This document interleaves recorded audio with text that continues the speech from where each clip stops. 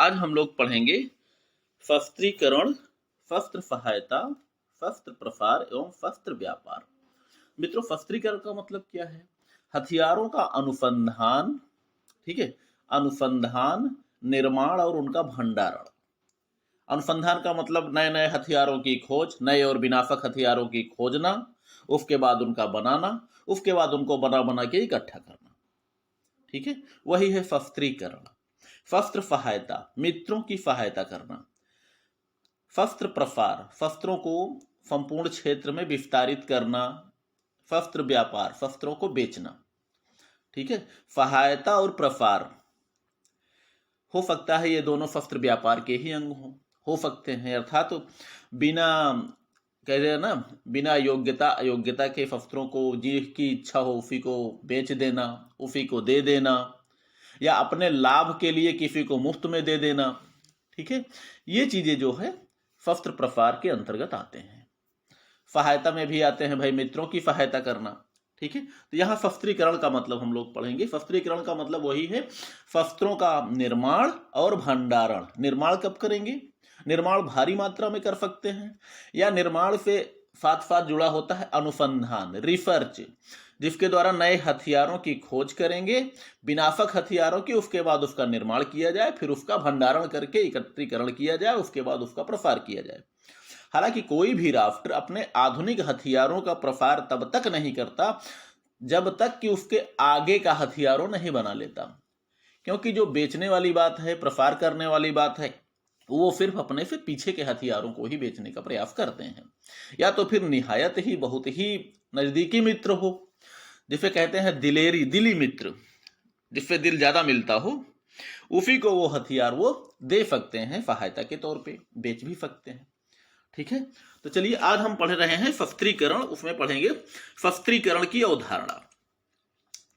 शस्त्रीकरण विश्व शांति के लिए एक गंभीर चुनौती है, क्योंकि प्रायः यह स्वीकार किया जाता है कि शस्त्रीकरण या शस्त्रों की दौड़, शस्त्रों की दौड़ का मतलब शस्त्रों का वही बनाना, इकट्ठा करना, नए हथियारों की खोज करना, उसका निर्माण करना, इकट्ठा करना। भाई ये सही बात है, ये राष्ट्र अगर हथियारों को बना बना के इकट्ठा करता है तो उसका एक विरोधी राष्ट्र जो होगा, या शत्रु जो होगा, शत्रु माना जाने वाला राष्ट्र होगा, वो भी जो है इकट्ठा करने का प्रयास करेगा, अर्थात एक दूसरे को पछाड़ने की दौड़ लगातार चलती रहती है, जिसे कहते हैं शस्त्रों की होड़। तो शस्त्रीकरण के अंतर्गत ये सब कुछ आता है भाई, एक दूसरे को देखते हुए शस्त्रों का निर्माण करना, बिल्कुल समकक्ष शस्त्रों का। जैसे 45 में अमेरिका ने परमाणु बम बनाया तो 49 तक जो है सोवियत संघ ने बना लिया।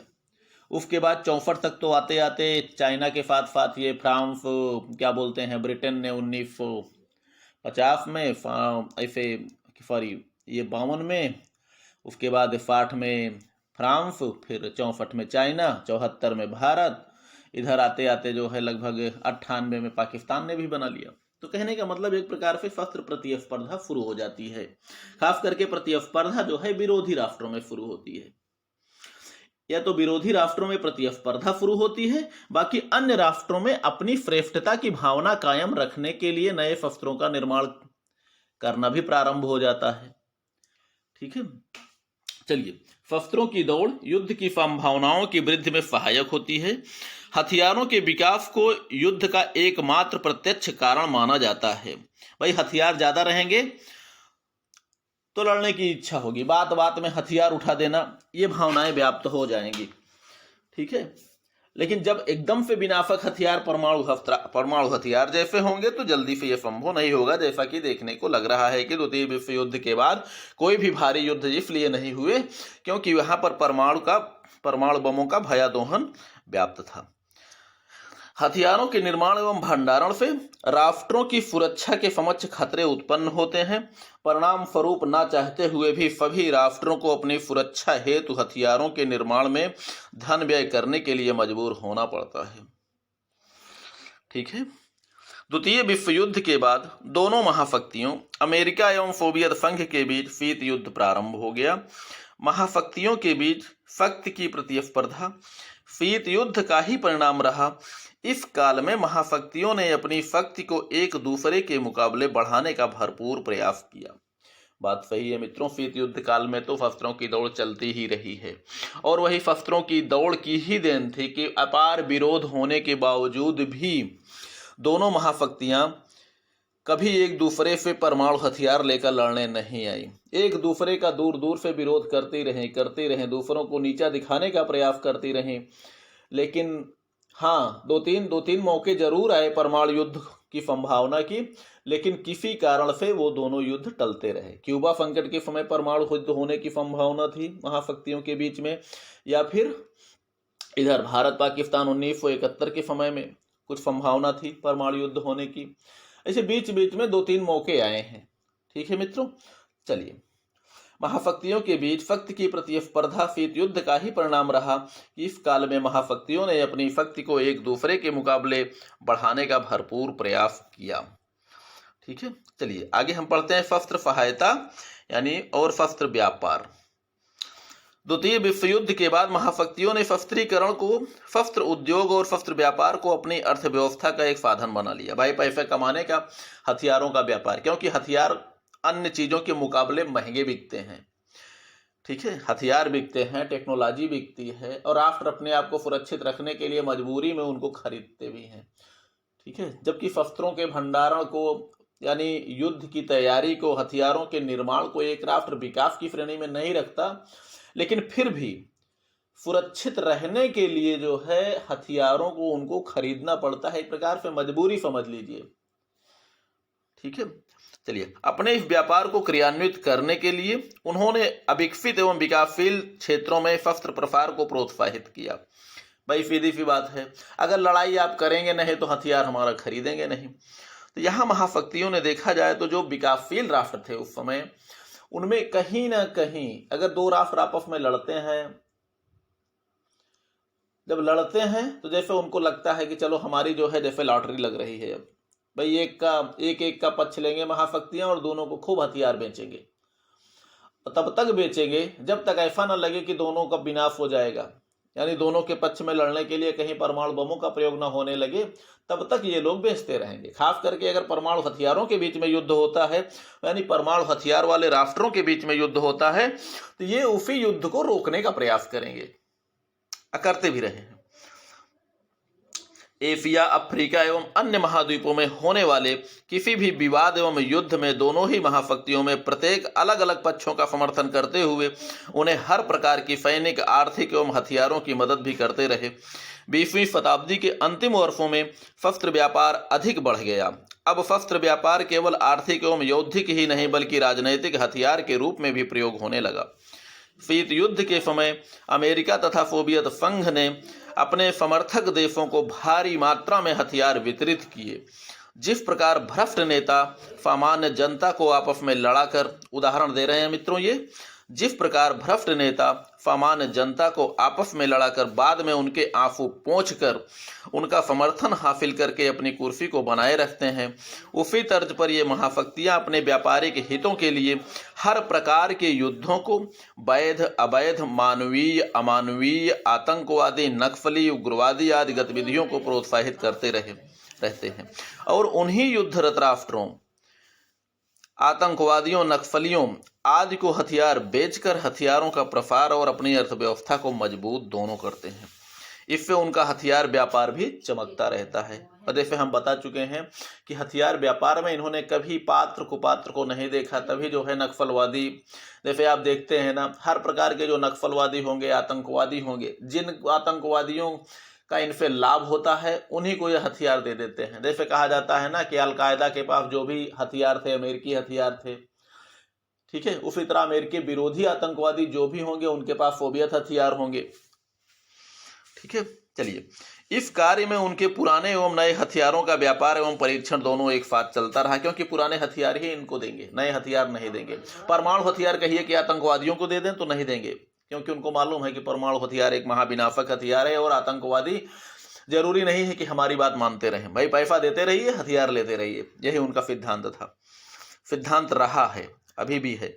यदि किसी संघर्ष में महाशक्तियों के व्यक्तिगत हित जुड़े हों तो उन हितों को अपने पक्ष में करने के लिए अपने सहयोगी राष्ट्र को मुफ्त या किफायती मूल्य में भी हथियारों को वितरित किया। जैसे पाकिस्तान को अमेरिका ने अजय पैटर्न टैंक दिए थे, जिसका 1965 के युद्ध में प्रयोग किया गया था, पाकिस्तानियों ने किया था। नहीं, पाकिस्तानियों की औकात थी 800 पैटर्न टैंक अमेरिका से उसकी फुल कीमत पे खरीद लेंगे? नहीं। F-16 आधुनिक फाइटर भी दिए हैं। सोवियत संघ भारत की युद्ध मैदान से लेकर संयुक्त राष्ट्र संघ तक भरपूर सहायता की और एडमिरल गोर्फको नामक भारी विमान वाहक पोत मुफ्त में दे दिया। मित्रों, वही एडमिरल गोर्फको जो आज भारत का INF विक्रमादित्य नाम का विमान वाहक पोत है। मित्रों, सिर्फ एक ही विमान वाहक पोत है भारतीय सेना में, हमेशा अभी तक जो है एक ही विमान वाहक पोत रहा भी है। ठीक है। इसी प्रकार इजराइल राज्य की स्थापना में अमेरिकी गुटों ने भरपूर सहायता की। उपरोक्त बातें तो महाशक्तियों से संबंधित थी, लेकिन वर्तमान समय में शस्त्र उत्पादक एवं निर्यातक देशों का एक संगठन बना हुआ है, जिसमें प्रमुख राष्ट्र हैं अमेरिका, ब्रिटेन, रूस, फ्रांस, चीन, इजराइल, जर्मनी। ये इस समय दुनिया के 7 सबसे बड़े हथियारों के सौदागर हैं। इनके अतिरिक्त कुछ छोटे शस्त्र व्यापारी भी हैं, इटली, स्वीडन, कनाडा, ब्राजील, दक्षिण अफ्रीका, यूक्रेन, बेलारूस, चेक गणराज्य आदि। इन शस्त्र व्यापारियों का एक ही मंत्र है, आप हमसे हथियार खरीदिए और सुरक्षित रहिए। भाई, उनका तो चमक रहा है व्यापार, हथियार खरीदिए, सुरक्षित रहिए। कहीं ऐसा ना हो पड़ोसी आक्रमण कर दे तो आप हथियारों के अभाव में आप लड़ाई हार जाओ, लड़ाई हार गए तो आपका राष्ट्र भी हाथ से चला गया। इसीलिए इनका एक मंत्र है, हथियार खरीदिए, सुरक्षित रहिए, हथियार खरीदिए, सुरक्षित रहिए। इन शस्त्र व्यापारियों की अर्थव्यवस्था में शस्त्र व्यापार का एक बहुत बड़ा योगदान है। निशस्त्रीकरण की असफलता के पीछे एक कारण यह भी है कि यह राष्ट्र अंतर्राष्ट्रीय राजनीति में एक और विवादों को बढ़ावा देते हैं, दूसरी तरफ उनकी सुरक्षा का हवाला देकर शस्त्र खरीदने के लिए प्रेरित करते हैं। इनका मंत्र सही भी है कि हमसे हथियार खरीदिए और सुरक्षित रहिए, अन्यथा हम आपके पड़ोसियों को दे देंगे और वे ऐसी परिस्थिति उत्पन्न कर देंगे कि आपको अपनी सुरक्षा है तो शस्त्र खरीदना ही पड़ेगा। यही नीति रही है महाशक्तियों की और इन शस्त्र व्यापारियों की। भाई, अगर भारत हथियार नहीं खरीदता है तो पाकिस्तान को हथियार बेचना शुरू कर देंगे। जब पाकिस्तान को हथियार बेचना शुरू कर देंगे तो भारत को दुश्मन मानता है, ये लड़ाई करना शुरू करेगा, तो मजबूरी में हथियार तो भारत को खरीदना ही होगा। ये है इन सब का सिद्धांत। यानी अगर आप नहीं खरीदोगे तो शत्रुओं को बेचेंगे। शत्रुओं को बेचेंगे क्या? पाकिस्तान को मुफ्त में दे देंगे। भाई, वो तो कंगाल राष्ट्र है, उसको मुफ्त में दे देंगे, ले जाओ हथियार, बर्बाद करो भारत को। बाकी भारत तो हमसे जब खरीदेगा तो मोटी रकम तुम्हारी भी कीमत उससे हम जोड़ के वसूल कर लेंगे। ठीक है, यही सिद्धांत रहा है। शस्त्र निर्यातक देशों की पूंजी का एक बड़ा भाग रक्षा उत्पादन, अनुसंधान एवं विकास पर लगा हुआ है, जिससे वे स्वयं सुरक्षित रहते हैं और उनका शस्त्र व्यापार भी चलता रहता है और अर्थव्यवस्था भी उनकी बनी रहती है। अपने शस्त्र व्यापार, आर्थिक एवं राजनैतिक लाभ के लिए महाशक्तियों ने हर प्रकार के गैर मानवीय कुकृत्य भी किए। दुनिया जानती है कि अलकायदा प्रमुख ओसामा बिन लादेन, अलकायदा नामक विश्व का सबसे बड़ा आतंकवादी संगठन था उस समय, जो कि आज फिलहाल अभी भी जो है कहीं ना कहीं अफगानिस्तान में अपना पैर जमाए हुए है। जो प्रमुख था ओसामा बिन लादेन को भगवान शिव की तरह वरदान देकर भस्मासुर बनाने वाला अमेरिका ही था, और अपने निर्माता पर आक्रमण करने के कारण भस्मासुर के समान ओसामा बिन लादेन को भी नष्ट करने वाला अमेरिका ही है। पाकिस्तान जैसे आतंकवाद प्रेरक राष्ट्र को जानबूझकर हथियारों की मदद करने वाला भी वर्तमान आतंकवाद विरोधी अमेरिका ही है। मित्रों, आतंकवाद विरोधी जैसे अमेरिका को ले दिए कहा तो जाता है, लेकिन कहते हैं ना, राष्ट्रीय हितों से बढ़कर कुछ नहीं होता। भाई, इन्होंने आतंकवादियों को प्रेरित किया। उस समय ओसामा बिन लादेन को एक आतंकवादी के रूप में अफगानिस्तान में प्रवेश किया था, जब अफगानिस्तान में सोवियत सेनाएं घुसी हुई थी। सोवियत सेनाओं के बाद अब ओसामा बिन लादेन को देख लीजिए, उसका भी जो है, जब कहते हैं ना, जब बुरा वक्त आता है तो बुद्धि पलट जाती है। अब देखिए, ओसामा बिन लादेन उस समय तालिबान पे कब्जा भी जमा चुका था लगभग, काफी हद तक एक नए राज्य की स्थापना भी कर चुका था, लगभग संपूर्ण अफगानिस्तान पे धीरे धीरे कर ही लेता। ठीक है, वहां पर एक जो है गुरिल्ला संगठन मसूद अजहर थोड़ा विरोध कर रहे थे, लेकिन बहुत दिनों तक वो भी नहीं, मसूद अजहर नहीं, मिटो मसूद वो विरोध कर रहे थे, लेकिन बहुत दिनों तक वो भी नहीं चल पाते फिलहाल, क्योंकि अमेरिकी हथियार के मुकाबले कुछ नहीं उस समय था। और ओसामा बिन लादेन जो है, अब इसका बुरा वक्त आया था तो इसने अमेरिका को ही, यानी अपने निर्माता के ऊपर ही अटैक कर दिया। बताइए, जब निर्माता के ऊपर अटैक कर दिया तो फिर बाप तो बाप ही होता है, उसने भी जो है बेटे को बर्बाद कर दिया हमेशा के लिए। ठीक है, अब ये देख रहे हैं, ओसामा बिन लादेन के उस तालिबान को अमेरिका ने ध्वस्त किया। उसके बाद में खोज कर पाकिस्तान के एबटाबाद से ओसामा बिन लादेन को भी मार गिराया। ठीक है मित्रों, तो उम्मीद करता हूं ये चैप्टर आपको समझ में आया होगा। बस इतना मान लीजिए कि जो है शस्त्र प्रसार, सहायता, व्यापार, अब हथियारों की कीमत चूंकि अन्य चीजों के मुकाबले कई गुना महंगा होता है, इसीलिए हथियारों का व्यापार भी इन महाशक्तियों के लिए एक जो है अर्थव्यवस्था का प्रमुख साधन बना हुआ है। और हथियार तब बिकेंगे जब दुनिया में अशांति व्याप्त रहेगी, यानी दुनिया लड़ती रहेगी तभी हथियार बिकेगा। दुनिया में शांति बनी रहेगी तो हथियार नहीं बिकेगा। ठीक है मित्रों, इसलिए एक तरफ तो ये शांति को बढ़ावा देते हैं, दूसरी तरफ अशांत माहौल इसलिए बनाते हैं ताकि हमारा हथियार व्यापार चलता रहे। ठीक है, इसलिए कहते हैं ना कि इनकी कथनी और करनी में बहुत अंतर होता है। ठीक है मित्रों, चलिए उम्मीद करता हूँ चैप्टर आपको समझ में आया होगा। नहीं समझ में आया होगा तो कमेंट करिएगा। बाकी मित्रों लाइक और सब्सक्राइब तो जरूर कर दिया कीजिए।